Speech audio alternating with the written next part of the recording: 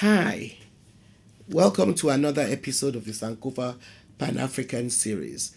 In this episode, we'll be continuing the exciting story of the Kingdom of Aksum, which was powerful enough to rule parts of Arabia. Please, if you've not yet subscribed to our channel, take a moment and do so. Thank you. Now, the Aksum Empire was divided into Aksum proper and its vassal kingdoms, which had rulers and which paid tributes to it.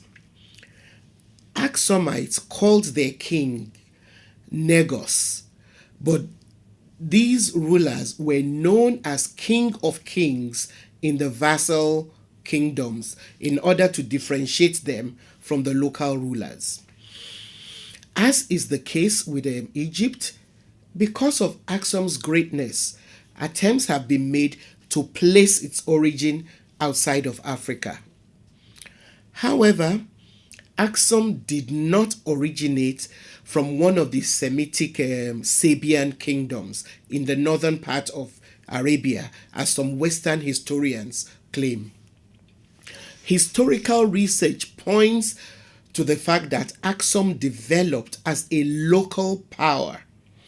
According to Tekit Sadik Mekuria, groups of people of Semitic origin crossed the Red Sea and settled in northern Ethiopia. And they were probably because they were searching for more fertile and richer lands than their own desert countries. So what this tells us is that Aksum was prosperous before these Semitic people migrated there.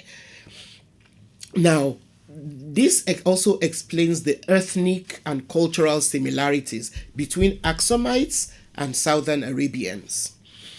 The earliest recorded mention of Aksum was made during the 2nd century by Claudius Ptolemy, who noted that it was populated by Ethiopians.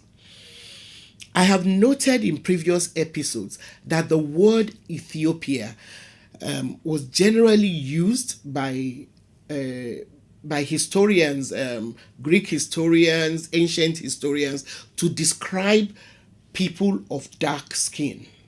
Now, Heliodorus, a Greco-Phoenician author of the 3rd century, also describes the arrival of the Aksumite ambassadors as equals and allies of the Meroitic king in his novel Ethiopia.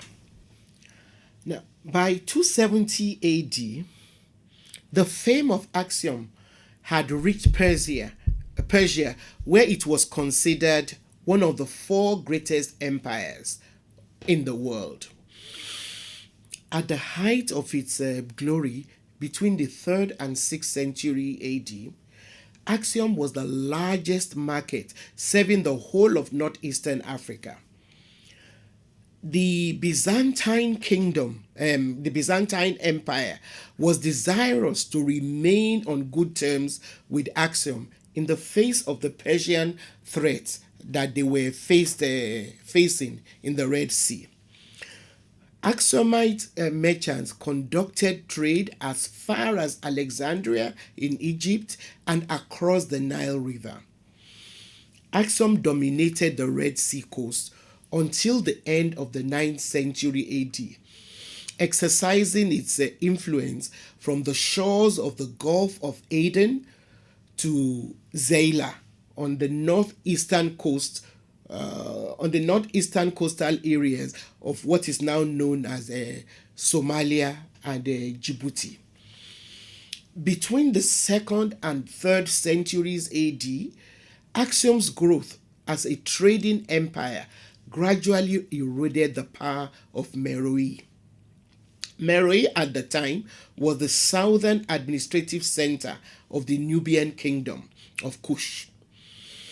Aksum finally invaded Meroe around the 4th century, bringing about its fall. I talked a bit more about this in the episode we dealt with the kingdom of Meroe. It was also during the 4th century that the kings of Aksum became Christianized, thereby consolidating their relationship with Egypt, which was then under Byzantine rule. Now, around the same period, Aksum extended its authority into southern Arabia and was by the 6th century able to subjugate Yemen, which then became its vassal state. Its influence there lasted until the end of the 6th century, when Persians invaded South Arabia and brought Aksumite influence there to a close. Aksum remained a major empire until 1270, when under a Zagwe dynasty, it was conquered by King Yekuno Amlak, an Abyssinian. This conquest marked the beginning of the Ethiopian or Abyssinian Empire under Solomid rulers. And please don't forget, like our videos, share with your friends, and subscribe if you've not yet done so. See you next time.